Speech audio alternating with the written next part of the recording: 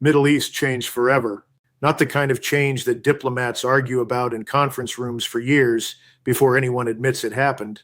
The kind that arrives without warning, burns through every assumption you had about the balance of power, and leaves the world permanently different before breakfast is over.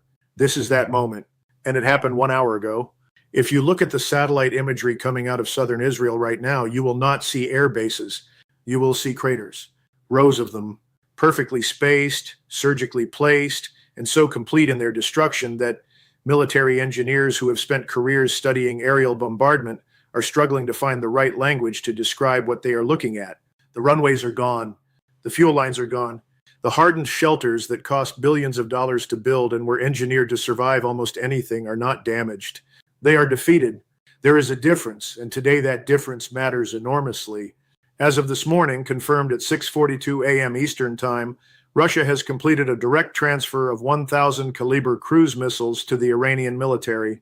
Not a test batch, not a goodwill shipment. 1,000 combat-ready precision weapons handed from one military establishment to another, and within hours of that transfer being absorbed into operational planning, the Iranian Aerospace Force executed the largest coordinated strike in the history of the modern Middle East. Every major Israeli Defense Forces airbase across the country was hit simultaneously.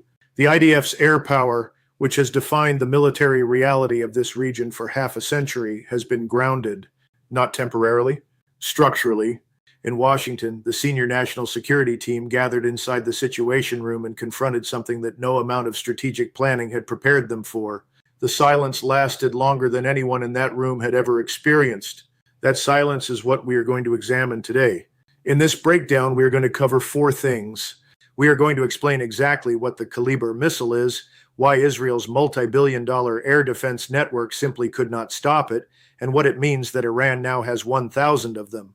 We are going to walk through the strike itself, target by target, to understand the strategic logic behind every single impact point.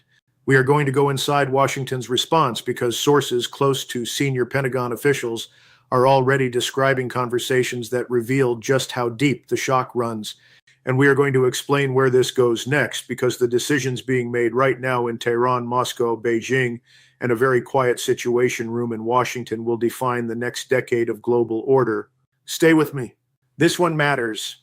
48 hours ago, the world that most military analysts were working inside of still made a certain kind of sense. Israel maintained the most capable air force in the Middle East. Its bases were hardened, its defense systems were layered, and the American security guarantee that underwrote all of it was assumed to be functional. That assumption rested on decades of weapons transfers, intelligence sharing, joint training, and the quiet understanding that Washington's military presence in the region meant any attack on Israel would face consequences no regional power could survive. The Kalibr changes the picture not because it replaces what Iran built, but because it multiplies it. Iran already knew how to plan and execute precision cruise missile campaigns. What it lacked was a weapon with the range, accuracy, and penetration capability to defeat the most hardened targets in the region. Russia just provided exactly that. And Western intelligence missed the depth of preparation that made this morning's operation possible. The strike began at 3:17 a.m. local time. The first indication the IDF received was not from radar. It was from a border monitoring station in the Negev that registered an unusual acoustic signature at low altitude, the kind of signal that cruise missile detection systems flag when a weapon is flying terrain-following profiles 10 to 15 meters above ground level, using the landscape itself to hide from the radar systems that are looking for things coming in from higher angles. By the time the alert was processed and operators began querying what they were seeing, the first impacts had already occurred. The targeting architecture of this strike is what separates it from anything the Middle East has witnessed before. This was not a mass launch designed to overwhelm through sheer numbers. It was a sequenced 4-axis operational campaign where every weapon had a specific assignment, and the assignments were chosen to achieve one overriding goal: eliminate Israel's ability to respond before the response could be organized. Ramat David Air Base in the north, which serves as the primary staging point for Israeli operations against targets in Lebanon and Syria, absorbed 49 impacts concentrated on its maintenance facilities, weapons storage areas, and the command node that coordinates northern sector air operations. Palmachim, the coastal base housing Israel's most sensitive aerial platforms, was struck by 38 weapons that focused on hangar infrastructure and electronic systems. While these three primary bases were being struck, 6 secondary facilities across the central and southern sectors were hit simultaneously in a sequencing that denied any base the ability to serve as an emergency relocation point for aircraft escaping the primary strike packages. While the airbase axis was executing, a second simultaneous strike package of approximately 200 missiles was hitting ground force command infrastructure and logistics depots across all 3 operational sectors. The divisional headquarters facilities that coordinate ground force operations were struck before commanders could implement dispersal protocols. The forward ammunition and fuel depots that sustain mechanized operations were targeted with the same systematic completeness that characterized the airbase campaign. By the time the second wave completed its engagement sequence, the IDF's ground logistics architecture had been reduced to whatever individual units were carrying in their own vehicles. That is enough for days of operations. It is not enough for weeks. A third axis of approximately 290 missiles targeted radar installations and air defense battery infrastructure. This is the element of the campaign that most reveals the quality of intelligence preparation behind it. Fixed radar sites are known locations. Hitting them requires accuracy, not discovery. But mobile air defense batteries, the Iron Dome launchers, and aero system components that move to avoid exactly this kind of strike require targeting data that is either real-time or dense enough in coverage to achieve hits even against targets that have shifted from last known positions. The strike density across mobile battery operating areas indicates that Iran solved this problem through saturation coverage rather than precision tracking, committing enough weapons to each operating zone that movement within the zone did not guarantee survival. While the ground and air defense axes were executing, a fourth reserve package of approximately 170 missiles was held back and employed in the second wave against targets identified during the first strike as requiring follow-on engagement. Maintaining a structured reserve during an operation of this complexity is not a standard feature of regional military planning. It requires mission planning software, real-time battle damage assessment capability, and command and control architecture that represents a genuinely different level of operational sophistication than anything Iran has publicly demonstrated before. Sources inside 2 separate European defense ministries, speaking without authorization to analysts with direct contacts in the regional intelligence community, described the initial damage reports arriving in Allied capitals as, quote, beyond the parameters of any scenario we had modeled. The Iron Dome system, optimized for short-range rockets and artillery shells, was structurally irrelevant against the Kalibr's flight profile. Arrow 2 and Arrow 3, designed for ballistic missile defense, were presented with a target that is not a ballistic missile. The Kalibr is a cruise missile. It flies low. It follows terrain. It does not arc through the upper atmosphere where ballistic intercept systems are designed to engage. It comes in under the radar horizon and arrives at the target with seconds of warning rather than minutes. Even the most capable point defense engaging a single weapon compresses to a reaction window measured in heartbeats. Against simultaneous salvos arriving from multiple axes, the math stops working entirely. According to a senior NATO intelligence official whose identity is being protected, the assessment circulating through Allied defense establishments this morning is direct. The Kalibr transfer did not simply add capability to Iran's arsenal. It validated an operational framework that Iran had been building toward for 15 years, and it did so at a scale that makes the results strategically irreversible on any near-term timeline. Inside the Situation Room, the conversation that sources describe is not the kind of conversation that typically follows a crisis. There are no escalation ladders being climbed. There are no retaliatory options being weighed against political cost with the usual confidence that American military power can absorb the consequences of action. What sources describe instead is a room of extremely capable people confronting the limits of the toolkit they were given to work with.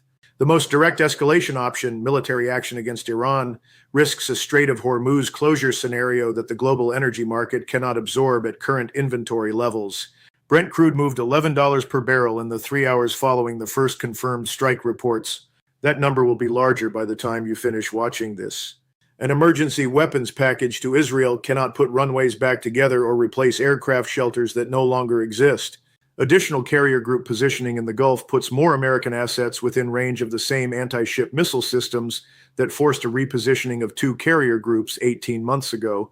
an event that received almost no coverage in Western media, but that every serious defense analyst understood as a significant data point. There is no clean option. That is what the silence means. A source described by colleagues as one of the 3 or 4 people in Washington with the clearest view of American strategic positioning in the region said something yesterday afternoon that has been passed through several layers of contact to reach this analysis. He said that what makes this moment different from previous crises is not the scale of what happened to Israel. It is what the scale reveals about what is now possible against American forward positions using the same weapon system. The Patriot-based air defense networks protecting American bases in Qatar, Bahrain, and Kuwait share the same fundamental vulnerability to low-altitude cruise missile saturation that the Israeli network just demonstrated. The Pentagon absorbed that implication in real time and had no immediate answer. The regional calculus is shifting faster than the diplomatic vocabulary can keep up with. Saudi Arabia, which has been conducting quiet normalization conversations with Iran under a framework facilitated by Chinese diplomatic engagement, is watching the American response with the kind of careful attention that precedes major strategic decisions. The UAE is conducting the same calculation. Both countries have spent decades maintaining alignment with Washington because American military power was the most reliable guarantor of their security. The events of this morning provide a concrete data point suggesting that calculation requires updating. Jordan, which shares borders with Israel, Syria, and Iraq, and has historically managed its position between American alignment and regional relationships with extraordinary care, is in emergency consultations whose outcomes will not be announced publicly, but will be visible in the choices Jordan makes over the next 60 days. In Moscow, the strategic satisfaction is real, and the public expression of it is deliberately restrained. Russia provided the Kalibr transfer at a moment of its choosing, through a relationship it built carefully across years of patient cultivation, and the operational result has confirmed every element of the logic behind it. The resources and attention that Washington must now commit to managing the crisis in Israel are resources and attention that cannot simultaneously be directed at other theaters where Russian interests are directly engaged. The strategic value of the Iranian partnership has just been demonstrated in the most concrete terms available. In Beijing, the analysis centers on precedent.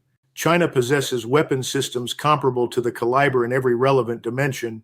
The demonstration that transferring precision cruise missile technology to a regional partner produces results that alter the entire balance of power in the Middle East provides a template that Chinese strategic planners will study for application in other theaters where the competition with American power is active.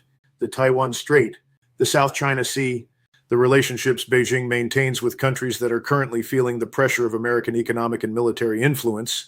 The Middle East just provided a data point that changes the calculation in every one of those theaters. For countries across the developing world that have spent decades managing the tension between the desire for strategic independence and the practical weight of American dominance, the events of this morning are a reference point of historic significance. The narrative that American military power is the only reliable foundation for security has just encountered its most serious operational test, and the test result is visible in satellite imagery that is already circulating in Defense Ministry briefing rooms from Caracas to Pretoria. The energy dimension makes every other calculation more urgent. The Strait of Hormuz, through which 20% of global oil supply passes daily, sits within easy operational range of the same weapon system that dismantled the IDF's Air Force this morning. The risk premium this reality introduces into energy pricing is not a temporary spike. It is a structural repricing of what energy security means in a world where a sanctioned regional power has demonstrated the capability to hold global supply routes at credible risk. The adjustment in market pricing, when it fully propagates through futures contracts and physical markets, will be sudden, and its effects will reach every economy that imports energy, which is nearly every major economy on Earth. The Kalibr itself is worth understanding precisely because it explains how one weapon system can produce consequences of this magnitude. It is a turbojet-powered cruise missile with a range between 600 and 2,500 kilometers depending on the variant. Its terminal flight altitude drops to between 10 and 15 meters above ground level, low enough to exploit terrain masking and defeat radar systems whose detection horizon is limited by the Earth's curvature at low altitudes. Its guidance system combines inertial navigation for mid-course flight, GLONASS satellite correction, and an optical terminal seeker that matches real-world visual features of the target against a stored image in the final seconds of flight. The accuracy this produces is measured in meters, not tens of meters, meters. Against hardened military infrastructure, that is the difference between a weapon that rattles the walls and a weapon that defeats the specific structural element protecting what is inside.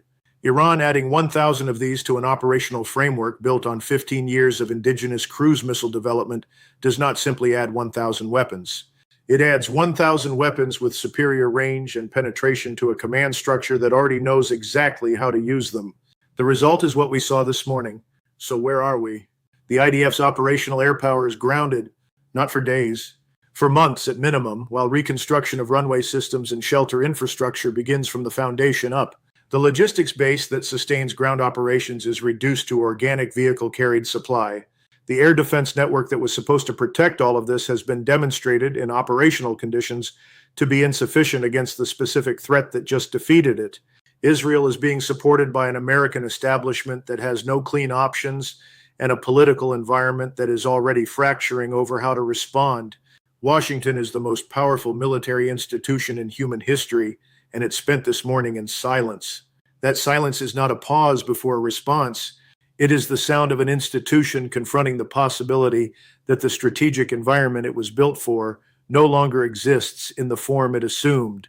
The unipolar moment, the period when American military primacy was so overwhelming that no regional actor could rationally challenge it, is not fading. It has been operationally tested and found to have limits that were not supposed to exist. A sanctioned country partnered with a peer competitor that chose to provide meaningful capability at a decisive moment has removed the military foundation of America's closest regional ally, while the most powerful military establishment in the world watched from a situation room and found that its options were fewer than anyone had prepared for.